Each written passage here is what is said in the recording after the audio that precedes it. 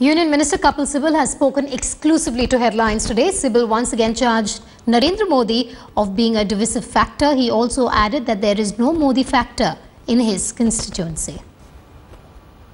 Joining us now is Union Law Minister Mr. Kapil Sibal and also a Congress candidate from Chandni Chowk. Sir, finally your name has been announced. How do you see your prospects in Chandni Chowk? Well, I think the people of Chandni Chowk are going to decide, because I have worked very, very hard in Chandni Chowk for the last 10 years.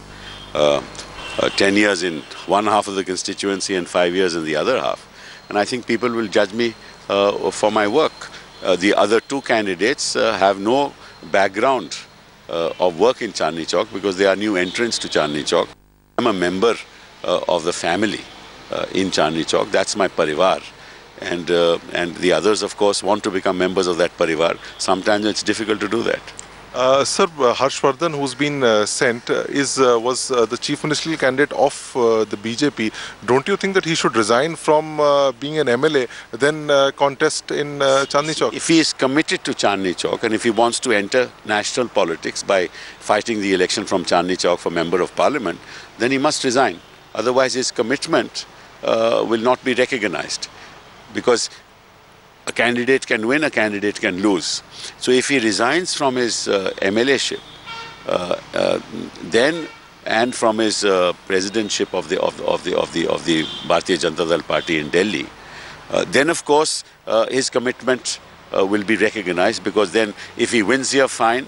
Then he goes on to represent the constituency. If he loses, he works for the constituency. Here he wants to sort of ride two horses at the same time. One, if he loses, he goes back to state politics, and if he wins, well and good. I don't think that's the kind of commitment that people of Chandni Chowk want. They want a person who can demonstrate that he is fully committed to the people of Chandni Chowk. So how do you see the Modi wave in your constituency? There's a lot of talk about Modi wave. Do you think that is going to affect your constituency? There is no Modi wave, there is no Modi factor. The only factor there is the Sibal factor. Sir, but the same problem is with Mr. Modi also. He's the PM candidate, but he still holds the position of Chief Minister of Gujarat. Don't you think he should also resign? No. As far as he is concerned, whether he should resign or not resign, his fighting from Varanasi is reflective of the ideology and the horse that he wants to ride in Uttar Pradesh in the context of what's been happening in other parts of Uttar Pradesh. So he thinks he wants to take advantage of that and wants to project himself as a leader of Hindus. His is a non-inclusive vision of India. And therefore, what the people will have to decide, of India will have to decide in this national election is, are they for peace and tranquility, or are they for arajikta, right? Are they for a united India or a divided India? Are they for an undemocratic leadership, or a leadership that is subsumed with principles of democracy? So I think these are the issues that have to be decided.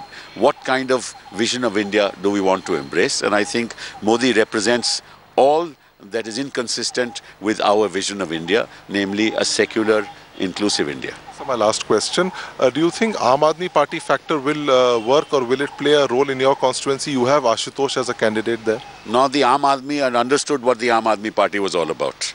And I think therefore the Aam Aadmi will no longer be with the Aam Aadmi Party. They will be with the party that has always served the Aam Aadmi.